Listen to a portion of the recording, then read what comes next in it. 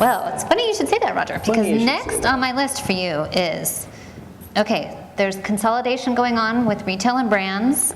Billabong has bought, a lot of stores, including West 49, which I know is a big customer of yours. And I keep thinking, okay, who in the industry can counter this, right? I mean, who? And I think, of course, you guys. I think VF. And I kind of keep waiting for you guys to do a sort of more of a retail play. I feel like there's going to be a shoe's going to drop. You're going to buy PacSun. You're going to, Oh, did you tell her? Anyway, so I kind of want to know, are you going to do that? Are you guys going to, do you feel threatened at all by one of your staunch competitors buying your retail customers, A?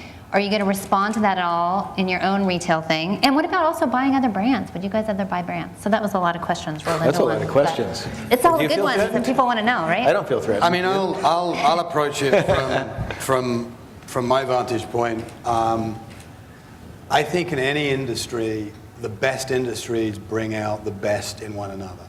So, I have a huge respect for what, Paul's doing and, some of the acquisitions. I think there's some really well-run brands in this industry. And it seems like as we evolve, we are just bringing out the best in one another.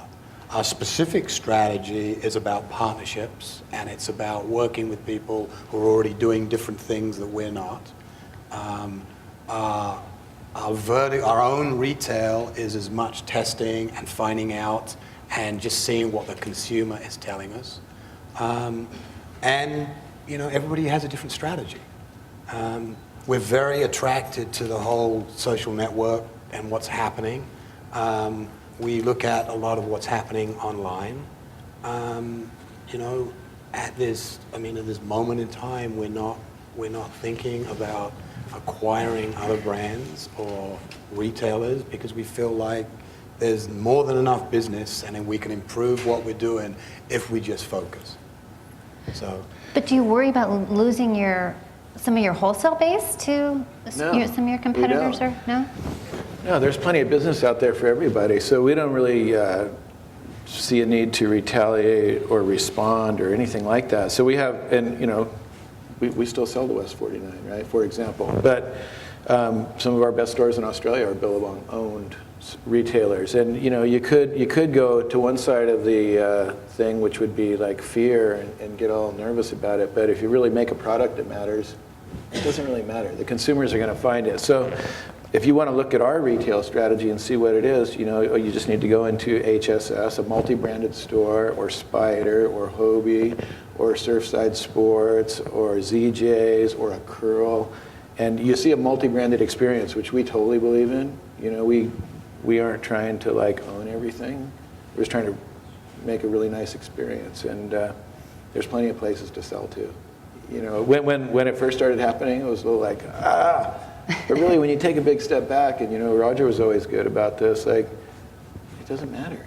It doesn't really matter so much what other people do. It matters what you do, And I think the other piece of it is when you look at kids, and obviously it's different by gender, but the role that increasingly online is having, and then the role that quietly the vertical and some of the big box people have having about taking a piece out of this industry. You mean like a Target? Or in a non-authentic way. Yeah. Target. We believe that this kid really connects to the experience, the sport, and the authenticity.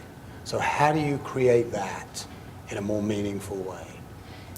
Because that's the point of differentiation when you come to, a Hollister, for example, or some of the, you mentioned Target. That's very real. Mm-hmm.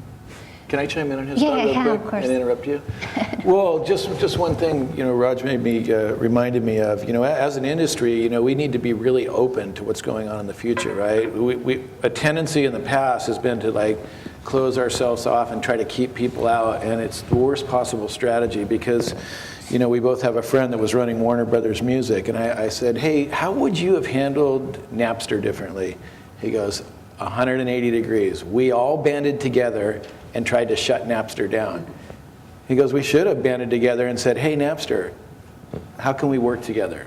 Which is, you can't really resist the consumer or the technology or the progress. So as an industry, I would just encourage us all, and ourselves especially, to keep in mind where the kids are going, what they're doing, why they're doing it, and try to figure out how to be relevant there, because relevance is the best currency, really. So sorry to interrupt.